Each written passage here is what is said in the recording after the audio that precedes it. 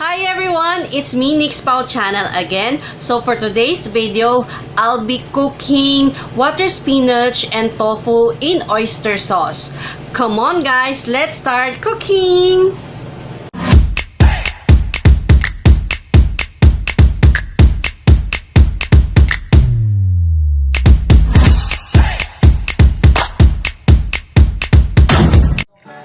So guys, let's prepare our ingredients.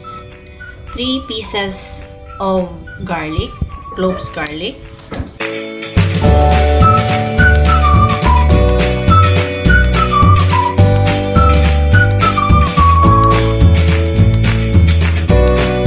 Next is 1 piece of red onion.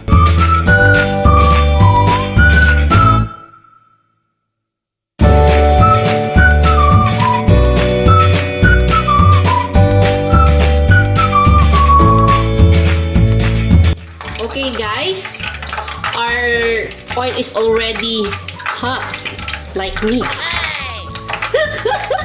Let's start cooking our tofu.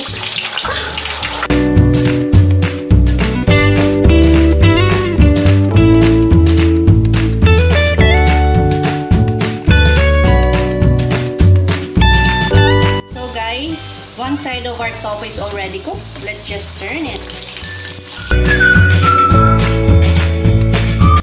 So guys, our tofu is already cooked.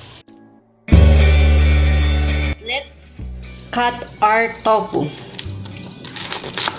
like this to square, small, bite size. Oh, so hot! Ah, so hot. Pinipilit. As you can see, guys, I fry it first, so it will be soft inside then hard outside.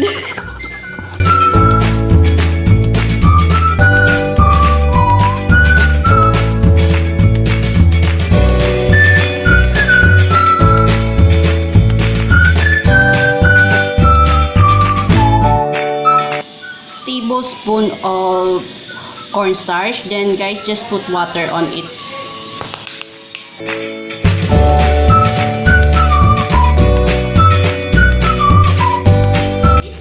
Kangkong, or also known as water spinach. So let's separate the leaves and the stem.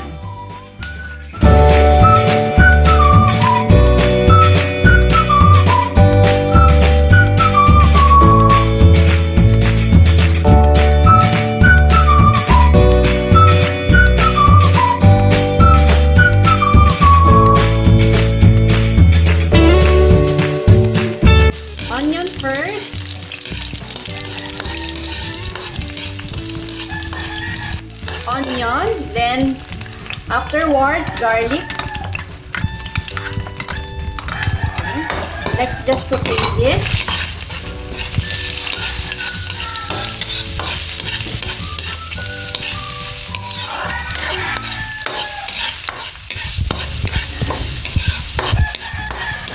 Okay.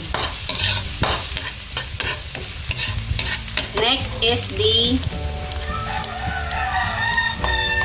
kangkong or water spinach stem.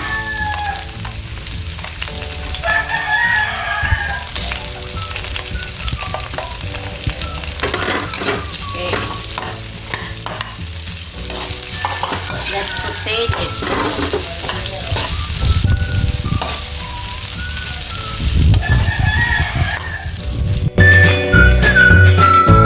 Let's put 1 cup of water. So guys, our stem is already half cooked. So let's put the tofu.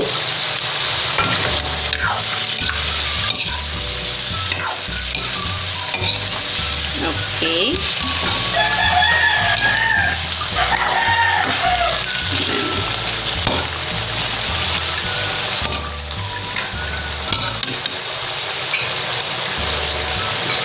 Next will be the soy sauce. Then the oyster sauce.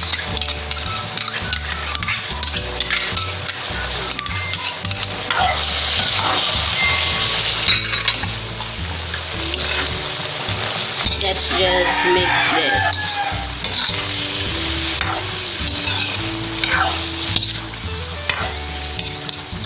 Smells good. Okay.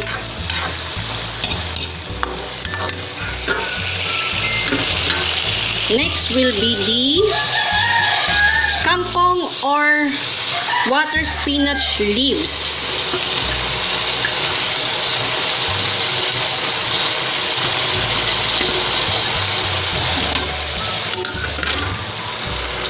Let's mix again.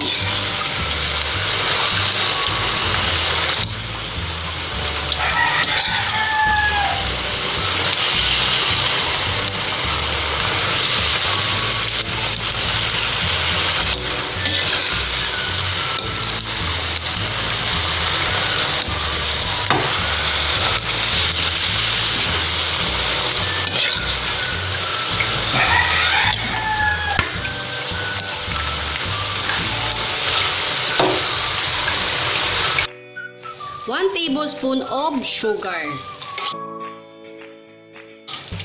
Then, pinch of pepper.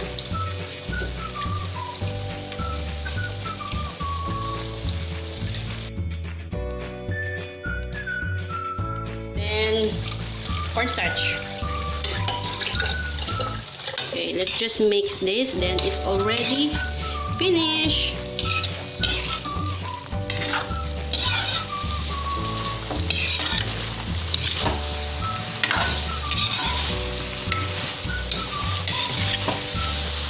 Okay, as you can see guys, the sauce is already thickening because of the cornstarch. Yummy, can't wait to eat. Okay, and that's it guys, we're already finished.